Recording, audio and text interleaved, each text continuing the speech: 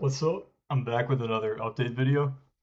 So, I didn't get as much done today as I probably would have liked to, but I looked more into the parsing logic for HTTP requests, and I actually walked back one of the things that I thought I was going to do, and I was talking about in the previous video. So, in the previous video, what I was talking about was obviously using carriage return and new line characters to split up the logical components of a HTTP request, so split between the body and the request line and the headers. And what I was proposing was taking the bytes object, converting it to a string with the repr function that includes those escape sequence characters, and then using string matching to identify those escape sequence characters and split based on that. But I actually learned, and this is probably not surprising to some of you guys, but I've never really used regular expressions that much. I've used it for uh, some basic search in strings, but this is going to reveal how much of a noob I am with regular expressions. I didn't know that you could use regular expressions on bytes objects, and so what I found out is that and it actually looks like the default pattern for regular expressions is to operate on bytes. And if you don't want to use bytes and you actually want to use regular expressions for strings, you pass in a raw prefix to your string so that it looks at the string rather than the bytes. I never realized that that was the default behavior, but when I did realize that, it made it a lot easier because then I could use regular expressions directly on the bytes object rather than having to convert to some intermediate data type like a string.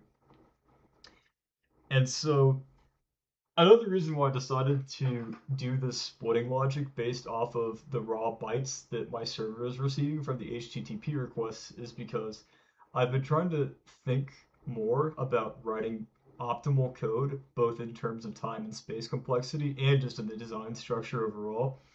And one of the things I considered is, I might be more comfortable manipulating strings, but if I'm creating a string from the bytes object, I'm allocating a bunch of memory unnecessarily, and the process of allocating that memory and converting the bytes object to a string also takes computational time as well. And so it's entirely unnecessary. And if I want to write code that is fast for hundreds of thousands or millions of runs in sequence, if for whatever reason that sort of thing came to pass, then this is the sort of thing I would need to pay attention to of, don't make this pointless conversion from bytes to strings because on the aggregate, that is going to slow the code down. It's going to make it take up more memory. All of that is to say, though, um, I decided that what I'm working on, what I'm going to be doing, at least what you can see in this script, is I'm going to use regular expressions to split up the HTTP request into the request line, the headers, and the body. And so, first off, I've been thinking about figuring out a way to move these two functions into one function. I could probably just have a flag that says double, and so if you're looking at a double carriage return, it searches and splits on that. And if you're looking for a single, then you just split on that. And so, honestly, let me write a comment.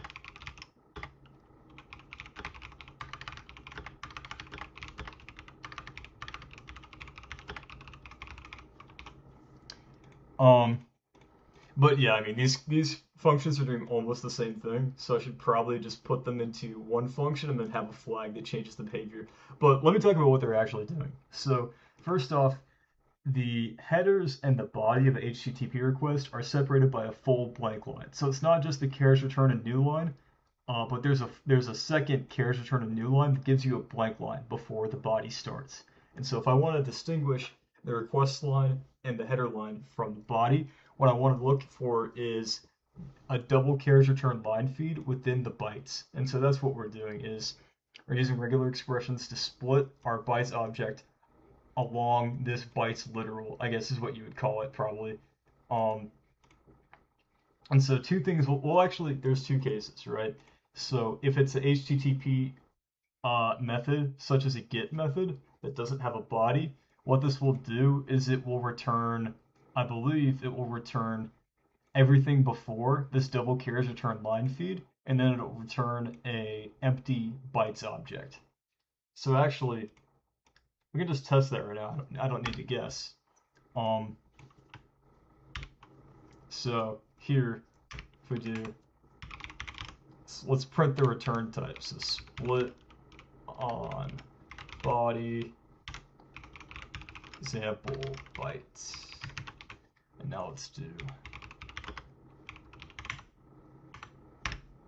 yeah, so that's what I was talking, and this is what I saw in my previous experiments. So since there's nothing after this double carriage return and line feed, us splitting this bytes object on that just takes everything to the left of it, and then the second element of that split is just an empty character because there's nothing past that. So let me get rid of this now. So that's what this function does. What this function does is it just splits on carriage return line feeds that only appear once. And so you'll notice because there's a double carriage return line feed here, applying this function would not split on it correctly. And so the way I'm thinking about it is that you would only apply this function after first applying this function to split between the body and the header slash request line block. But then once you have distinguished the request line and the headers from the body, then you can use this function to just split on regular carriage return line feeds and then get back, okay, the first thing in that split list is going to be the header line. Then after that, it's going to be all of the subsequent, or not, sorry, not the header line, the request line. And then after that, everything subsequent to that is going to be all of the header lines that follow the request line. So yeah, that's what I'm thinking of doing so far. And generally, the way I'm thinking about this is I'm going to apply this function, or whatever the mutated combined version of these two functions is, to first split the body out from the I'm trying to think of a word to combine both of those things. Uh, I'm just going to call the main area, or the main block of HTTP request, the request line together with all of the header lines. So we're splitting the main block from the body. Then after that, probably going to apply some regex on the first line to see whether we're working with a GET request, a POST request. You know, there's only like 9, I think, HTTP requests that are valid, and so I could just do some very easy regex to determine what method is being invoked towards our server. And then from there, I could probably split it out into some sort of switch statement, or something like that, to handle all those various 9 cases and the nuances within them.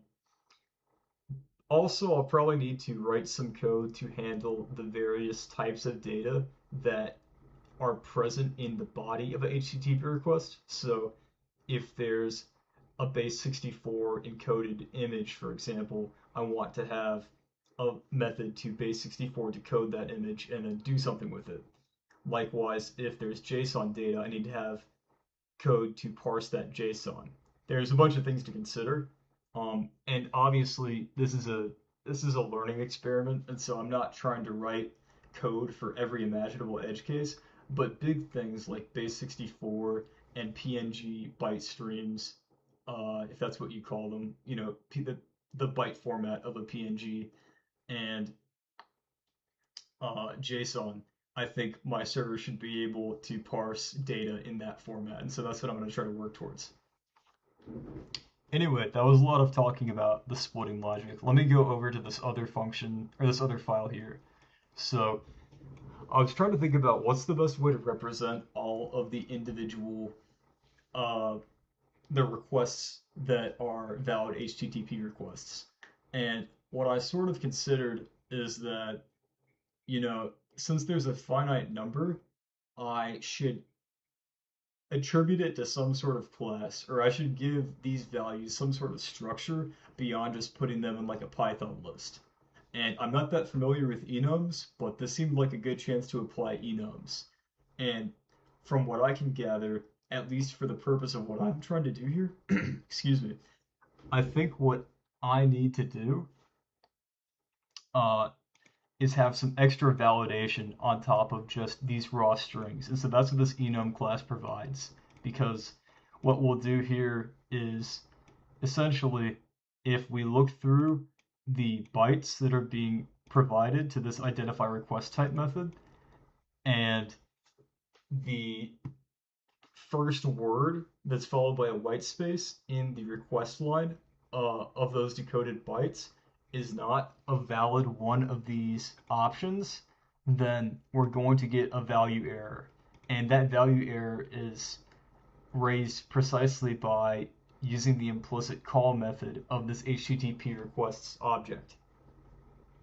So let me explain that again if that's not clear. So we have this HTTP requests enum object. I assume somewhere, and I bet we could do F12 to see. What the heck? Can it just take me here? Okay, yeah, cool. In this enum object, I'm assuming there is an underscore underscore call. Yeah. So this call function, what we're doing over here when we do HTTP requests method string, we're using this dunder method for calling. And basically, what I was expecting to see here was that it raises a value error if you do not, if the string that you're looking for is not inside the enum, but it doesn't look like it does that explicitly. I'm not sure. Maybe that behavior isn't. Oh, this is the enum type class. Yeah, I'm not sure, but basically what I'm getting at is that when you invoke the call method for this object, which inherits from enum, what happens is that if the string that we are checking is not one of these valid enum fields, it's going to raise a value error. And so if we just put these strings in like a list of strings, we're not going to get an explicit error like that this class provides. So using an enum class here provides us some additional structure and some type checking, which is why I decided to go with it. But regardless, let me show you what I mean. So what we're doing is we're taking in the request bytes, which in this case would be the first line of bytes associated with the request line. And what I'm doing is I'm just finding the first white space character, and then I'm just grabbing all of the indices before that first white space character. Because first line, first character should be the name of the type of request that we're making. And so let's do an example. So imagine this is our first line, get bunch of spaces and a dot. If we do this, oh, need to print it out. If we do this, we can see that what is returned is the HTTP requests type. So since get was present in here, what we get back is the get field from the HTTP requests object. But let's make something wrong about this. So now, because get is in here, but what we're splitting on is this full group of GETT, not GET, what should happen is that we're going to get a value error.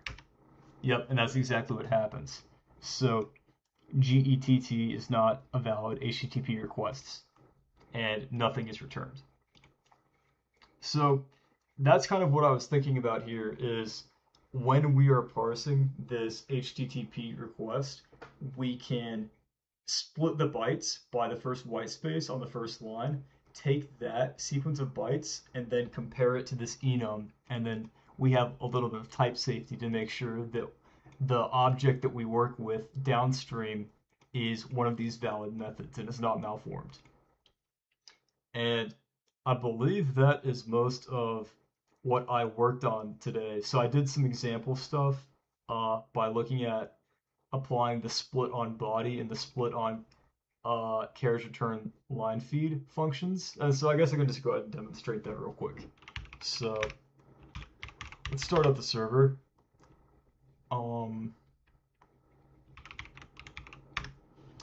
Let's pull up git bash. All right, so let's just do.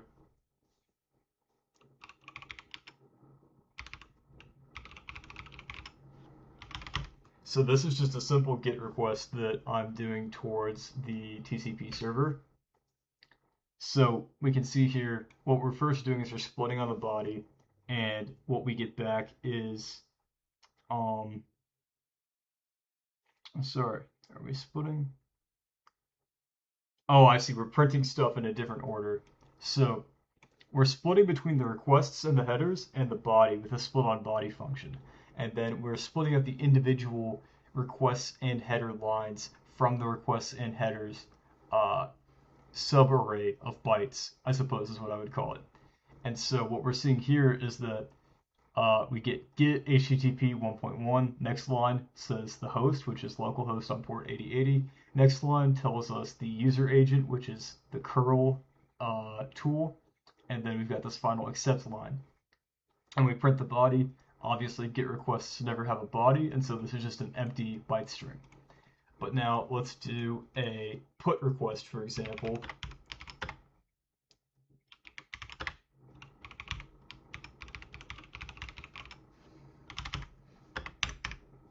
Let me see if I think it's the D flag for data. And now I'll just do some example JSON. So what should happen now is that we're going to see something show up in this body area down here. Yeah, so see here, now we actually properly separated the data, which is passing with the data flag, from the rest of the stuff.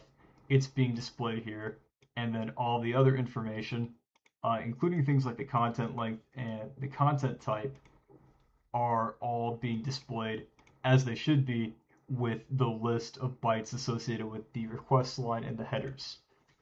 And so this is what I am working with so far. And I think I've assembled the main backbone of code that I need. And now what I need is I need to focus on the specifics. So to reiterate what I've done so far, I've set up a socket. I've given it TCP. I have created the ability uh, to send data between this socket and other sockets. I've created the ability to receive HTTP requests in byte form. I can receive that data, I can manipulate it with regex, I can print it, and I can send responses. Additionally, we've got all of this byte parsing logic, and we have everything set up to work with these HTTP requests because we put all of them in an enum, however you want to say it, object. And so really what I think remains to be done is for each of these constituent HTTP requests, we need to write some unique logic to formulate a response from our server back to the clients. Because right now we can see the client keeps getting this error, received HTTP 0.9 when not allowed. Not sure what that is referring to, but I'm imagining it's because our TCP server is not equipped to send back adequate responses. Uh, because right now what we're sending back is just hello from the server, which obviously is not what you're expecting and not what you're wanting in an HTTP response. That is one thing I need to look into is the structure of HTTP responses. I think I understand the structure of requests fairly well, but responses not so much. So as I'm writing the response logic on the server side, that's something I'm going to need to learn, but that is a project for tomorrow. But yeah, so today was mostly spent on reworking how I'm going to handle the parsing, implementing some of the parsing, and testing how I want to represent these HTTP request options within the code base. But yeah, that's the end of this update video. Um, Hopefully you guys can see kind of the direction I'm heading in and what I'm working towards in the future.